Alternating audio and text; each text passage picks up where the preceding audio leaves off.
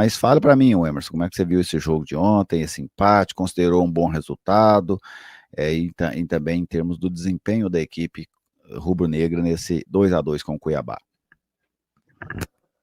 Bem, Janés, em termos de tabela, o resultado não foi um bom resultado pro Dragão, não. O empate não foi um bom resultado, mas pelas circunstâncias do jogo, pelo time que o Atlético estava enfrentando, é um time que está na primeira parte ali da tabela, a gente pode considerar, sim, um bom resultado por tudo aquilo que se envolveu dentro do jogo. Eu acho que o Atlético começou bem, o Atlético começou até envolvendo o Cuiabá, começou com a troca de passes interessantes, umas jogadas que a gente estava até com saudade de ver no Atlético, mas parece que aí fez o gol, o tempo foi passando. Na verdade, o gol foi assim, fez e já tomou quase um empate de quase em seguida, né? Assim, foi algo muito rápido, o gol que o Atlético tomou de empate. Aí o Atlético foi deixando o futebol de lado e tá me preocupando muito, Genésio, o sistema defensivo. Porque mesmo com três zagueiros, a gente pode perceber que estava todo mundo muito todo mundo atrapalhado. O Alex, acho o Alex muito perdido no jogo, errou muito passe. Fez uma falta ali no comecinho ali que comprometeu todo o jogo dele, porque acho que, se não me engano, era 11 minutos de jogo, ele tomou o cartão amarelo e jogou o restante do tempo todinho com medo de tomar o segundo. Teve um lance lá, se eu não me engano, até que ele correu o risco de tomar esse segundo, e o Lacerda fez bem em tirar ele no intervalo. O Romão achei mais do mesmo, fez uma partida ali para mim, nota 5, 5,5. Deu a minha assistência para o gol do, mas para mim falhou. O segundo gol pode colocar na conta dele, que foi, na minha opinião, completamente falha dele. Ele estava na bola, uma preguiça de ir, de chutar, de pôr o pé, a cabeça, não sei. Ficou aguardando demais e acabou que o jogador do Cuiabá tomou a frente e fez o gol. Tá me preocupando muito o Atlético, parece que o Atlético está dormindo em campo. Eu vi a análise do Gader e o Gader falou algumas verdades sobre o Atlético, e também me preocupa muito o fato do Lacerda, porque eu não estava me perguntando é, sobre o Lacerda antigamente, uns dias atrás. E hoje eu já questiono o Lacerda, porque ele conseguiu escalar bem o time, porém as alterações que ele fez foram alterações que não me agradaram. Eu acho que ele não fez uma leitura correta do jogo, principalmente na alteração, quando ele tira o Alex, aí na entrevista ele fala que recua o Ezequiel Ram para fazer a posição do Alex e coloca o Cauã para fazer a posição do Ezequiel. Sendo que eu achava, tinha a necessidade de, na verdade, ter uma troca de formação e não apenas uma troca de peças ali. Então, para o jogo de ontem, eu achei o Atlético um início bom. Teve um momento do jogo que o jogo ficou equilibrado, mas a maior parte do tempo, se não fosse o Paulo Vitor, o Atlético tinha saído de lá com um caminhão de gol nas costas. O Paulo ontem fez uma grande partida. É, eu não gostei do Atlético defensivamente em nenhum dos tempos, sabe? Com três zagueiros eu não gostei, com dois também não. Para mim, defensivamente, o Atlético, duas rodadas atrás, a gente falava sobre isso, que o Atlético estava conseguindo ter um bom desempenho defensivo. O Atlético tinha conseguido fazer aquele jogo lá contra o Atlético, depois veio e fez um jogo bom contra o Botafogo, já bem mais estável defensivamente falando, mas nesses dois últimos jogos o Atlético voltou ao modo antigo. Tomou 3 da Ferroviária, tomou mais 2 ontem da equipe do Cuiabá, 5 gols nos últimos 2 jogos, é uma média altíssima, então já perdeu a mão de novo, sabe? O Lacerda vai ter que outra vez começar do zero. Eu até mandei essa pergunta a ele ontem lá na coletiva do Atlético pós-jogo, mas ele respondeu por outro lado. Eu não queria saber especificamente do jogo de ontem. Eu perguntei para ele se, com esses dias de trabalho dele, 7 jogos até agora, o Atlético já estava no nível que ele projetava para esse momento do trabalho dele. Aí ele disse que tinha gostado da equipe contra o Cuiabá e tal. mas não era exatamente a pergunta foi repassada para ele como eu fiz, mas ele aqui acabou não respondendo como eu imaginei que ele poderia responder nesse caso aí desse jogo. Mas eu não gostei defensivamente do Atlético, sabe? Não, não mesmo. Achei até que com três zagueiros o Atlético teve uma dinâmica ofensiva interessante. Por exemplo, no gol que o Atlético faz, os dois laterais estão no ataque naquele momento. Os dois descem. Por quê? Porque você tinha três zagueiros que permitia isso. Então o Romão aparece pela esquerda, o Dudu aparece pela direita e surge o gol. Mas quando foi preciso o Atlético marcar, o Atlético não conseguiu marcar. Tanto que ontem o Paulo Vitor fez 13 defesas no jogo. 13. É muito raro você ver um goleiro fazer 13 defesas no jogo. Ele faz 4, 5. Ah, defendeu demais, 8. Ontem ele fez 13 defesas no jogo. Um número muito alto para uma equipe. Enquanto o goleiro do Cuiabá fez uma. Só para a gente fazer um comparativo aqui dos dois goleiros em termos de atuação dentro da partida. Uma defesa do goleiro do Cuiabá e 13 do goleiro do Atlético. Então, eu não gostei realmente do Atlético defensivamente. Mas tinha algo que eu estava com medo e que ontem eu não vi, que é um Atlético não competitivo, um Atlético acomodado. Eu estava com medo do Atlético se acomodar, porque o Atlético tem uma situação tranquila em relação à zona de rebaixamento. Tinha 5 pontos a mais, agora tem 6 pontos a mais, não é uma situação desesperadora. E eu temi que isso gerasse uma acomodação no elenco do Atlético, mas até agora eu não vi. Ontem o Atlético teve erros técnicos, erros táticos, erros de qualidade mesmo de movimentação e também de jogadores, mas eu não vi um atleta sem vontade, não vi um Atlético acomodado, não vi um Atlético aceitando o resultado. Então isso também é um ponto positivo que a gente também precisa ressaltar aqui no F62 Notícias. E você, Ana, como é que você viu esse jogo de ontem? Como é que você enxergou esse empate entre Cuiabá e Atlético lá na Arena Pantanal? Eli, eu tinha essa mesma preocupação que você, sobre a forma como o Atlético iria reagir, iria entrar em campo. Só mais um jogo, né? Vamos cumprir tabela. Ou se seria com aquela vibração, vibrante mesmo, né? Aquela coisa de jogo valendo, né? Né? Apelado entre amigos. E até de trás para frente, quando o Martinez marca o gol, ele vibra muito. Tem toda a questão do pênalti que ele perdeu, tudo que ele viveu durante essa semana, mas o elenco todo vibra muito com ele. E ele me mostrou no empate que o Atlético não está levando o campeonato como vamos cumprir tabela. Já tem mais situações nisso. Porém, agora voltando, né? Achei ousada a escalação do Lacerda, mas três zagueiros não significa que o time vai ser mais defensivo. Talvez o que ele quis foi justamente isso: expor o Romão e o Dudu ao ataque. Só que, na minha opinião, Gerli, expôs demais. Porque tanto é que o Atlético marca o gol, o Atlético não tem nem tempo de se reorganizar defensivamente e bagunçou um pouco, para mim, o sistema de marcação dos zagueiros.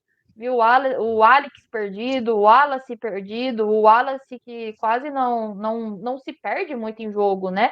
E acabou se perdendo. Ofensivamente, ah, era um time bom, mas que deixava algumas questões a desejar. Viu o Lele um pouco isolado, tanto é que quando o Lele teve a bola nos pés, ele fez aquele pivô, e entregou o gol para o Martinez, já nos minutos finais. Foi uma partida de superação. O ponto de tudo, o que eu destacaria de mais negativo foi o Lacerda. Pelas opções que ele fez e após o jogo também pelo que ele falou, porque eu acho, Gerli, você cometer erros, tudo bem, todo mundo comete. Nem sempre eu acerto aqui nos comentários, nem sempre o Emerson acerta, você acerta. Se eu fosse treinador, eu não ia acertar sempre na escalação, mas tá na nossa frente, quando a gente vê que errou, a gente tem que admitir. E eu vi essa falta de humildade da parte do Lacerda, por exemplo. Quem escuta a coletiva dele pensa que o Atlético fez um primeiro tempo brilhante, foi sensacional. Não, foi um primeiro tempo. Cara, eu não sei nem se passava de ano, foi nota 5,5. Depende. E eu vi essa falta de coesão por parte do Lacerda, e isso aí me preocupa, não em termos de vibração, mas para a sequência do time. Vamos relembrar aqui a campanha do Lacerda até agora no Atlético. Até peço que vocês me auxiliem, né, para a gente ir buscando aqui essa campanha dele. E, se eu não me engano, o sétimo jogo, esse de agora, sétimo jogo dele à frente do Atlético, né? Ele, ele estreou contra o Operário, né? Contra o 3-0 Operário. pro Operário. Aquele 3-0 lá contra o Operário, foi isso mesmo. Aí depois ele empata com a Chapecoense, num jogo até fez um jogo até interessante no Ascioli. Depois ele empata com o Atlético lá em Minas, 1-1. Foi o jogo que abriu o retorno. Depois, na segunda rodada, é quando ele vence o Botafogo.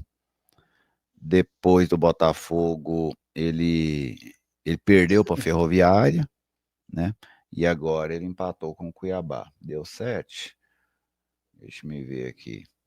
Então, o Operário, o Chapecoense, 2, né? O Atlético 3, o Botafogo 4, o Ferroviária 5 e o Cuiabá 6. 6 jogos, né? Que ele fez pelo Atlético. Uma vitória em 6 jogos.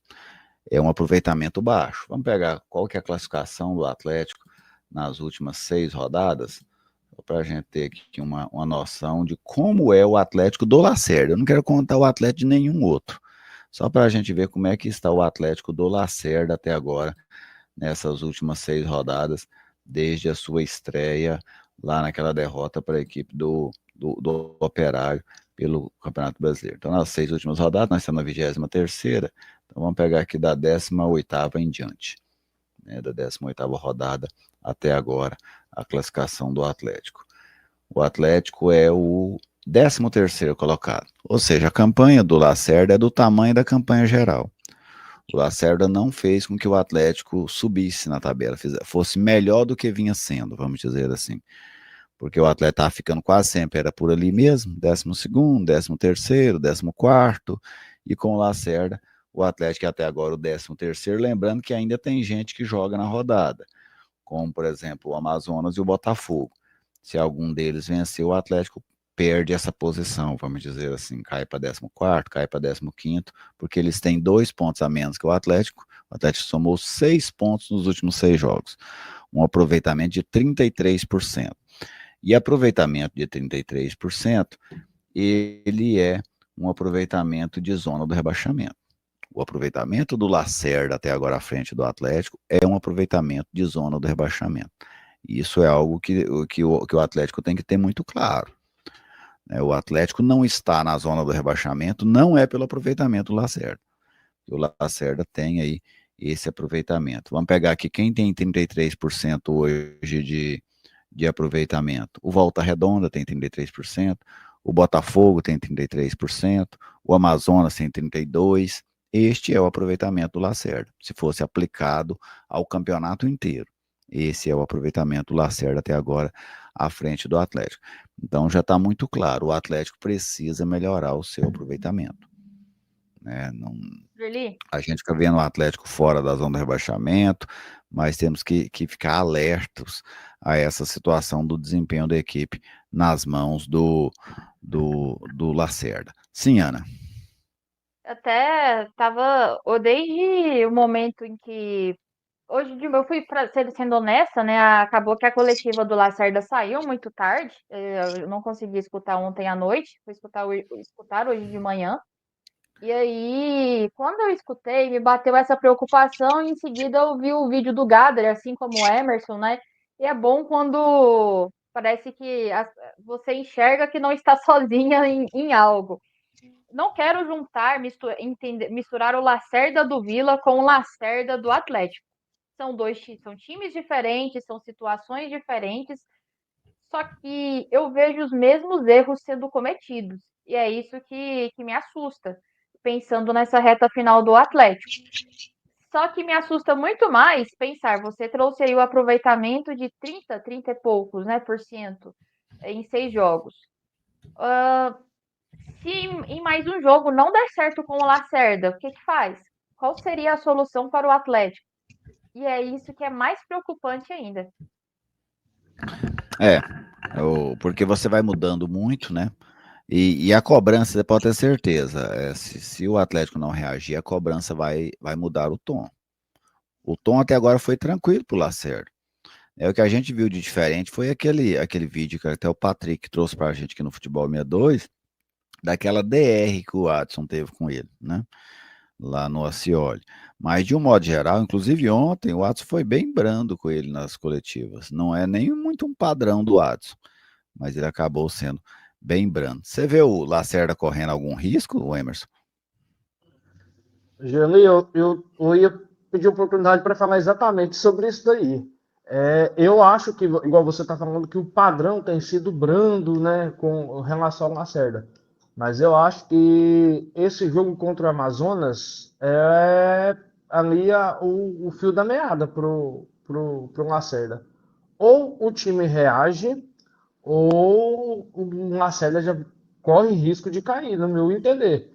Porque já vão para 7 partidas, e se o Atlético não ganhar de sete partidas e ganhar uma, é um aproveitamento muito pífio, muito baixo para um clube que até mesmo se afastar da zona de rebaixamento.